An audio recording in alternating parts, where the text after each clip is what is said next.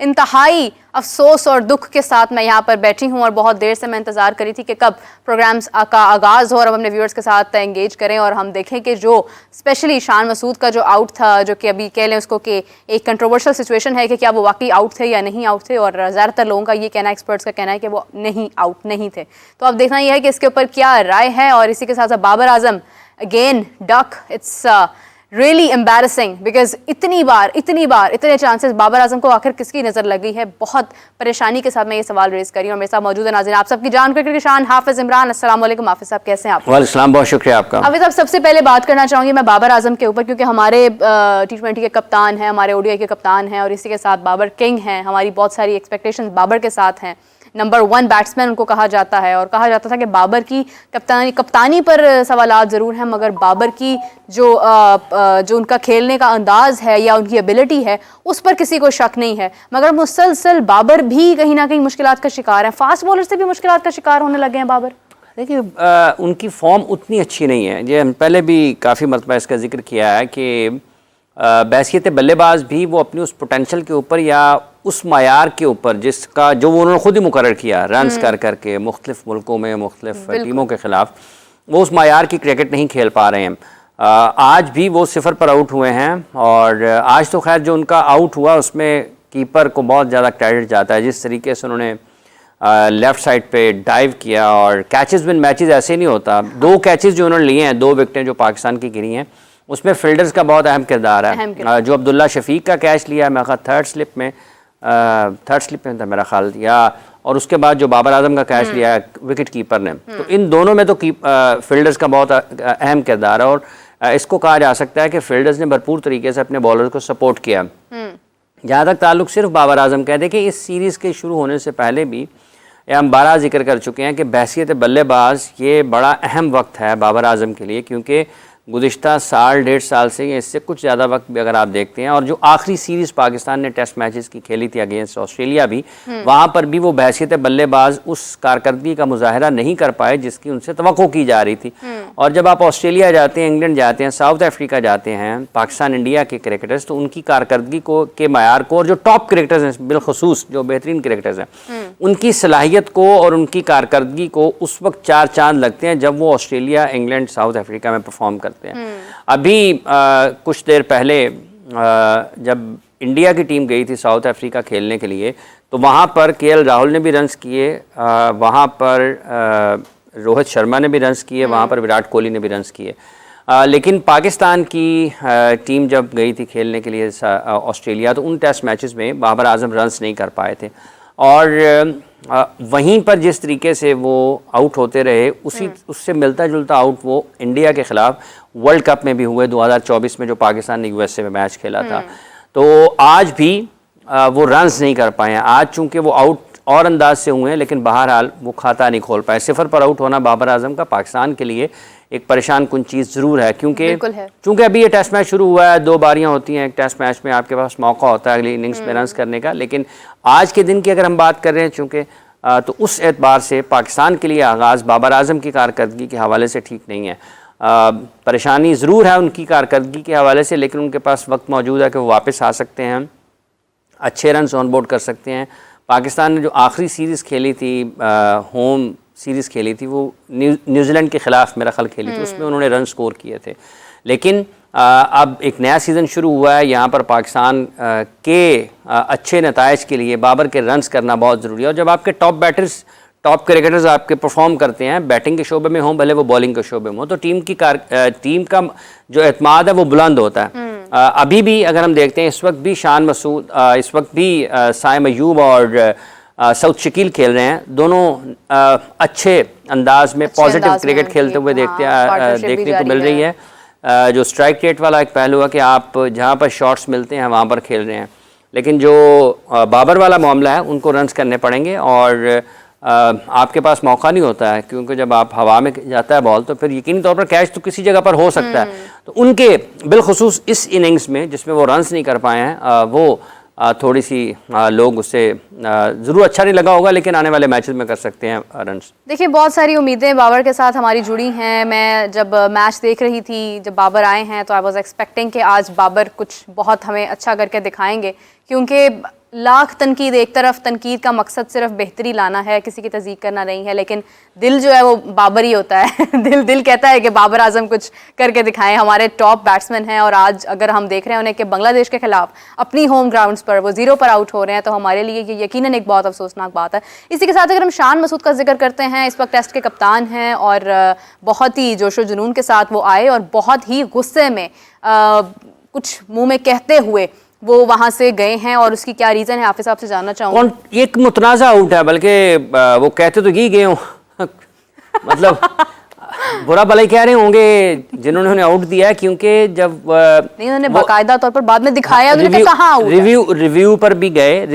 गए और रिव्यू पर जब वो आउट हुए हैं तो वो वहाँ पर नज़र आ रहा है कि बॉल जो है वो उनके बैट से नहीं लगा है, हाँ। उनके पैड के ऊपर वाले हिस्से को लगते हुए बॉल गई है, और जहाँ से फिर आवाज़ आई और उस आवाज़ के ऊपर फील्डर्स ने अपील किया, अंपायर के पास गए और अंपायर ने फिर उसको अपने तीसरे अंपायर के पास, जो कि बाहर बैठे होते हैं, टीम अंपायर के पास गए हैं। वहाँ से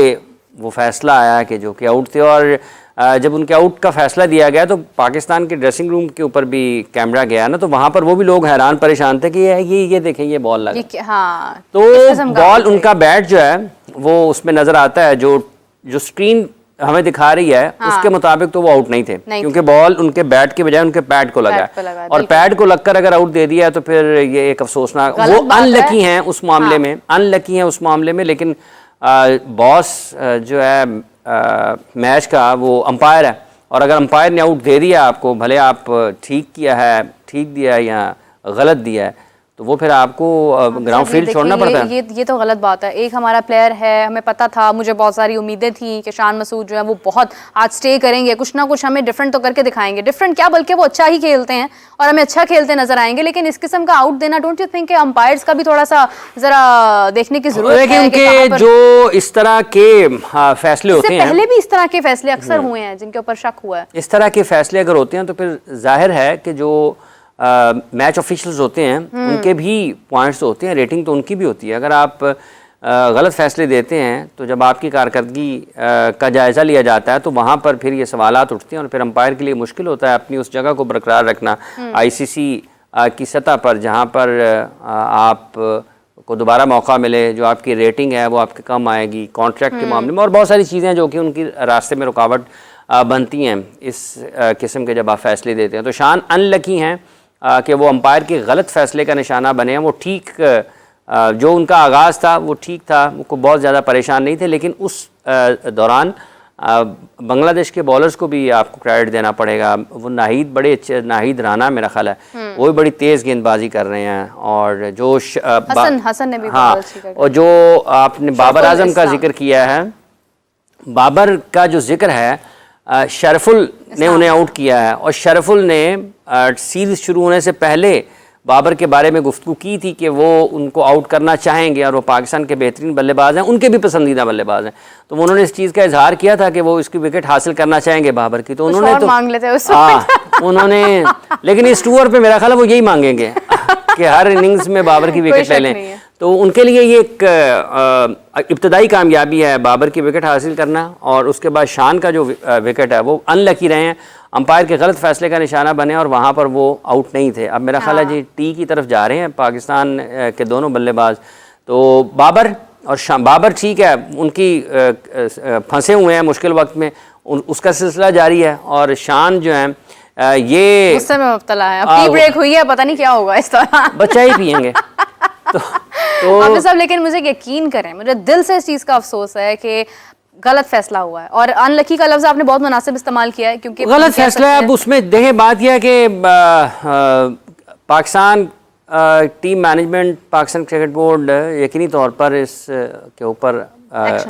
एक्शन क्या वो अपनी जो है अंपायर के मामले में वो कहेंगे, और ये तो सामने नजर आने वाली चीज़ है, इसमें तो कुछ ऐसी चीज़ नहीं है कि आप इसको कह सकें कि बहुत ज़्यादा ऐसा नहीं है कि आप उसको मार्जिन दे सकें कि आप कहीं नहीं लगता है कि आउट है, लगता है कि ना आउट नहीं है, क्लियर है, वो तो वाज़े तौर पर नजर आ रहा है कि बॉल आपके पैड के ऊपर टकराकर तो कीपर के पास गई है, उस पर वो आउट हुए हैं। तो तो ये तो इसमें तो वाज़ेह है। अगर तो कोई हो ना उसमें थोड़ा सा शक व शुबा हो, थोड़ा सा आपके पास, ये अभी भी वही दिखा रहे हैं मेरा ख्याल है, वो देखें ना बैट उसका निकल गया, पैड को टकराया, बॉल तो लगा, और उसके बावजूद बज़ाहिर तो ये लगता है, और उसके बाद शान भी हैरान है कि मेरा बैट इतना चौड़ा हो गया कि वो पैड और उसमें से जगह ही नहीं बाकी बची। अनलकी है, अनलकी शान और बाबर के लिए परेशान कुन चीज़ है। लेकिन अब दूसरी पाकिस्तान के पास, अब जबकि पहला दिन का खेल है और आधे दिन से ज़्यादा मेरा ख्याल हुआ है उसकी नज़र बारिश की, तो बारिश की नज़र होने के दिन जो है ना वो थोड़ा सा उदास सा जा रहा था, तो वो मेरा ख्याल जो आधा दिन का खेल है वो बारिश की वजह से गया है। अब देखना ये कि पाकिस्तान इस दिन का अख्ताम कैसे करता है, क्योंकि 3 विकेटें पाकिस्तान की गुजर चुकी हैं। एक उससे पहले आउट हुए अब्दुल्ला शफीक। अब जो अब्दुल्ला शफीक का आउट है वो उसको नहीं कहा जा सकता कि कोई बहुत ऐसा अनप्लेबल बॉल था या कोई उसमें बहुत शानदार किस्म का बॉल था। अब आप वैसे तो ओपनर टेस्ट मैच खेलने के लिए आते हैं तो आपको कम से कम ये अपनी ऑफ स्टंप का और आपको चेज करते हुए बॉल को जरूर देखना है। दूर था बॉल, उसको उन्होंने चेज किया और वो भी कैच बहुत अच्छा था। तो ये दोनों जो हैं इसमें फील्डर्स का ज़्यादा किरदार है, लेकिन ये जो अब्दुल्ला शफीक वाला किरदार है आउट है, इसमें इनका अपना भी किरदार है, क्योंकि इन्होंने काफ़ी दूर था बॉल, उसको चेज किया, बाहरी किनारा लिया बल्ले का बॉल ने, और फिर जल्दबाजी की, और फिर वो गेंद हवा में था, फील्डर ने उनको मौका दिया नहीं है। तो ये तीनों विकेटें पाकिस्तान के लिए एक इस सेशन के एतबार से बांग्लादेश के लिए कामयाबी है, क्योंकि पाकिस्तान की उन्होंने 3 विकेटें हासिल की हैं। अब यहाँ पर ये एक पाकिस्तान की पार्टनरशिप है, इसके बाद रिजवान और सलमान अली आ गए हैं। अब देखना ये है कि पाकिस्तान ये डे ऑफ किस तरह से करता है, क्योंकि ये दोनों पॉजिटिव क्रिकेट खेल रहे हैं। ये क्या नाम है, सऊद और साइम, ये दोनों पॉजिटिव खेल रहे हैं, ये रन्स की तरफ भी जा रहे हैं। ये बिल्कुल उस शेल में नहीं है कि अगर आपकी 3 विकेटें गिर गई हैं और आप जो है दबाव में आएंगे, आप रन्स नहीं निकालेंगे। एक ही तरीका इनके पास है, वो यही है कि ये काउंटर भी कर रहे हैं, साथ साथ थोड़े लकी भी हैं, 1-2 मौके उनको मिले हैं, लेकिन ये ठीक है, खेल का हिस्सा है। लेकिन मजमूई तौर पर कंट्रोल में खेल रहे हैं। और मेरा ये ख्याल है कि साइम के बारे में पाकिस्तान क्रिकेट में पहले भी हमने बात की थी कि इनकी जो इंटरनेशनल क्रिकेट है इसको डिज़ाइन अच्छे तरीके से करने की ज़रूरत थी।